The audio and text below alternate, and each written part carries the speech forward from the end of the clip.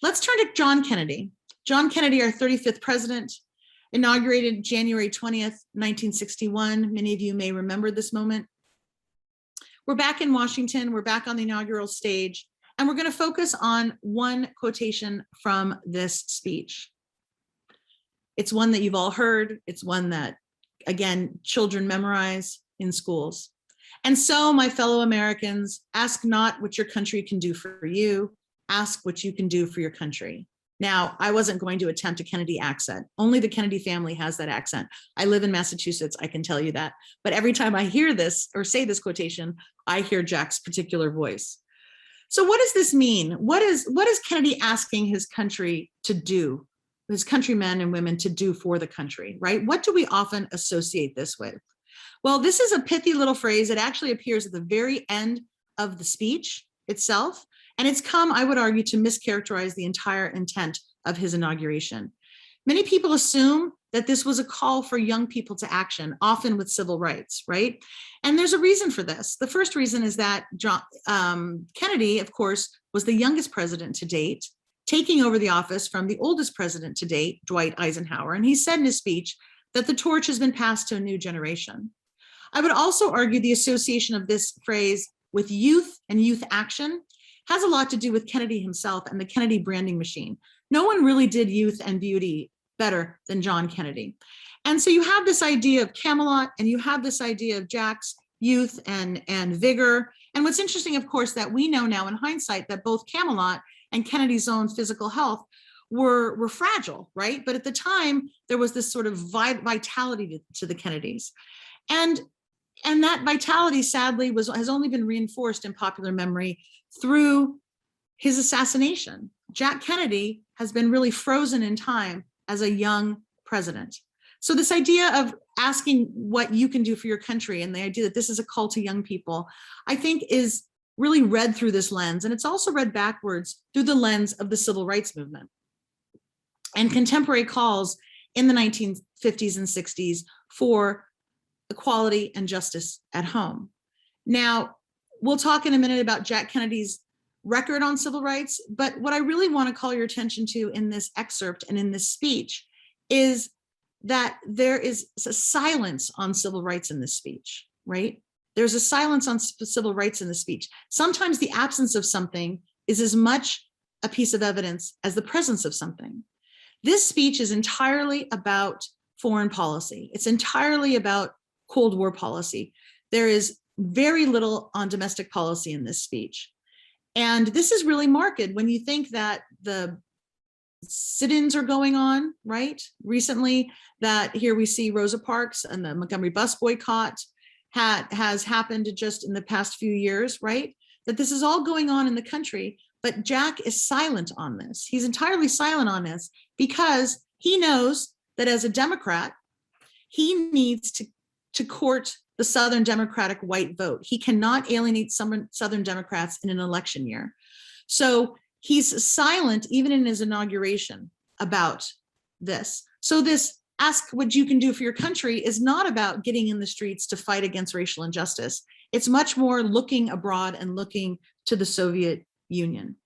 The audience for this speech, Kennedy makes clear right from the beginning. Very upfront in his speech, the very fourth paragraph, this is what he says. Let every nation know, whether it wishes us well or ill, that we shall pay any price, bear any burden, meet any hardship, support any friend, oppose any foe, to assure the survival and success of liberty, right? The survival and success of liberty. What this is about is not the survival and success of liberty at home, but rather it's referring to the global polarization brought on by the Cold War, right? You all remember the map turning red from grammar school and middle school. I remember the map turning red, this idea of the spread of Soviet and Chinese communism across the world and how that was understood as an anathema to American interests. The US and the Soviet Union had long had hostile relationships, right? And they both were victorious in the war. Remember, we were allies in World War II. They both wanted to claim victory. They both wanted to reap the benefits. They both have ideologies that are antithetical to each other, democratic capitalism and Soviet socialism. And they're both expansionist, right? Expansionist through markets or expansionist through politics. And what this did is it created a rigid binary in American policy that kicked in. And this binary was something that we see throughout Cold War presidents. Even, one could argue, the Peace Corps, right? So if you want to look at that quote about ask what you can do for your country, and you say, oh, well, that's the Peace Corps. That's a youth movement. And it's an incredible youth movement. But what I want to point out, of course, is that even the Peace Corps itself was an initiative of the Cold War. Kennedy got it going a few days after his inauguration, and he signed the Peace Corps into law in 1961. And the goal was to broaden the understanding about American ideas and to create friendship with America in countries abroad that might be vulnerable to socialist incursion through programs like education, agricultural help, construction, healthcare, et cetera. So this was part of a Hearts and Minds campaign of the Cold War. This is not, again, about domestic survival of liberty and justice. So the Kennedys themselves had a long relationship with the Cold War. Of course, there's very real reasons to feel anxious in this period, right? We have the Soviet Union effectively having their own atomic bomb, right, in 1949, and the fall, or what the CIA called the loss of China to Mao Zedong that same year. So there are real challenges, right? There are real challenges. And the Kennedys actually built their career in part on the Cold War. Bobby Kennedy was minority counsel for the House Un-American Activities Commission. And in fact, Joe McCarthy was a close Kennedy family friend. He actually dated two of the girls. He dated Eunice and I forget the other one, Patricia. And he actually went to Eunice's wedding. He was Kathleen Kennedy's godfather. That's Bobby Kennedy's daughter. So they were close. But this was also a way, anti-communism in the Cold War was also a way for Americans to show their Americanness. And in a culture that was still suspicious of Catholics. Remember, it's just a few decades before that Al Smith ran as a Catholic for president, and there were all these claims that he would prefer Rome over republicanism, right? That Catholics could not be loyal Americans. Being hard on communism was a way for American Catholics to show their loyalty. And this is certainly something that helped to build the Kennedy brand and build their success politically. But of course, this idea of anti-communism was everywhere in America. You can give me plenty of examples from your own upbringing about how this atomic age shaped your life. I remember myself in grammar school ducking and covering under my desk as if this were going to protect me somehow from a nuclear bomb. It was everywhere. It was in books. It was in songs. It was in movies, the fear of the Cold War. And this is what Kennedy is talking about in his speech. And it becomes a real obsession with him, understandably. Just a few months after his inauguration, Yuri Gagarin becomes the first man in space. A Soviet cosmonaut becomes the first man in space. And this is going to kick off our space race with the Soviets and Kennedy's promise to get a man on the moon by the end of the decade, which in fact happened. And also the arms race with the Soviet Union, because we have fears, and those fears are close to home. The fears are close to home because of the Cuban Revolution, because of the rise of the Castro brothers toppling a more friendly, US-friendly regime in Cuba right off the coast of Florida. And so Cuba becomes a real obsession during the Kennedy administration, right? Ask what you can do for your country. What you can do for your country is be vigilant anti-communists.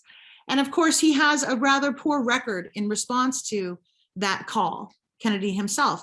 The 1961 Bay of Pigs invasion of Cuban nationalists who had been exiled to Florida, landing at the Bay of Pigs, being met with Castro's forces, believing that locals would rise up in rebellion, and that didn't happen. Even Kennedy's own CIA called it a perfect failure. And then, of course, the following year, the Cuban Missile Crisis, 13 tense days, which I'm sure many of you remember, the moments when the United States and the Soviet Union came closest to nuclear war as they faced off over this question of missiles being present in Cuba, in America's neighbor. This was a really tense time. This is the 10th time of blockade. We went to DEFCON 2 during this time, which is the highest nuclear alert in US history. We know how this ends. In the end, both sides negotiated. Russia removed its nukes from Cuba, and the US secretly removed its nuclear weapons from Turkey. But Kennedy doesn't tell the public this. He doesn't tell the public about this secret removal of nuclear weapons from Turkey on our part, because he needs to remain tough on communism. This is what you are called to do for your country. And then, of course, one of the other big parts of the Kennedy record, foreign policy record, is our increased involvement in the wars in Southeast Asia. The American War in Vietnam became, along with the civil rights movement, the two main shaping forces of the 1960s.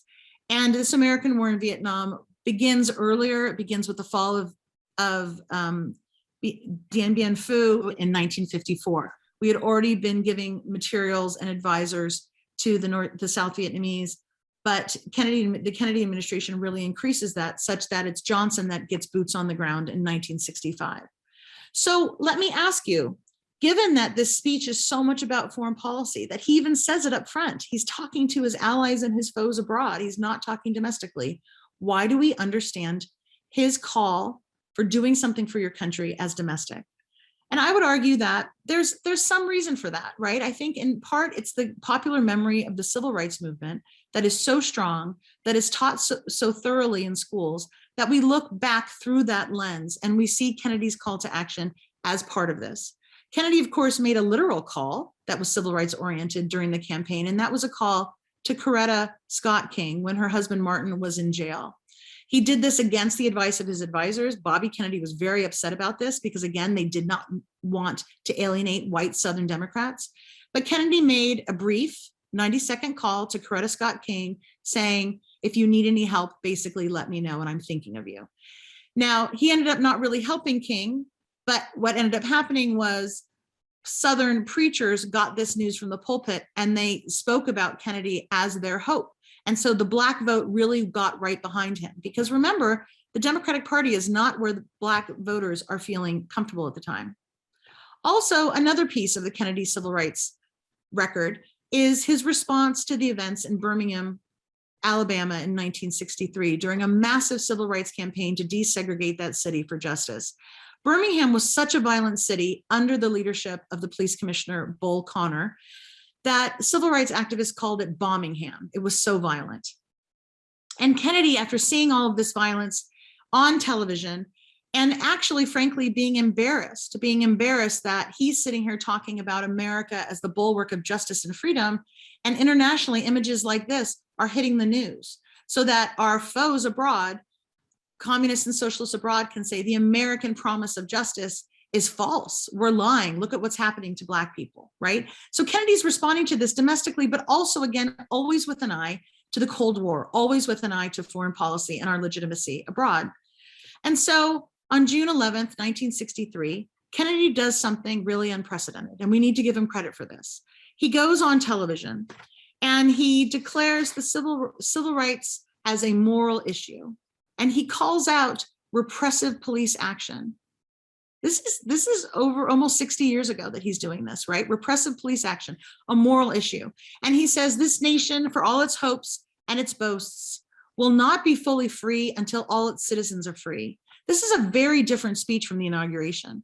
This is a speech aimed at the American people, saying, let's be what we think we want to be. Let's be who we claim we are. But that inaugural speech that's to the world is saying something really different. Now, we'll talk a little bit about Kennedy's record now. He's really remembered as the civil rights president. And I would argue, again, if you go to the sources, you remember that image I showed you earlier of the three speeches, go to the sources. That's what historians do. That's what engaged citizens do. Don't rely on other people for your information. If you go to the sources, you'll see that Kennedy really didn't do much on civil rights. This speech was very important. It's the beginning that launches the Civil Rights Act, which is later signed into law by Johnson. Johnson does more for civil rights than Kennedy ever did, and he had as a legislator, but he's not remembered that way. And I think it's part of the mystique of the Kennedys. And I think, sadly, it's also the connection to his assassination and the looming question that we will never really know how far John Kennedy would have gone towards civil rights had he lived.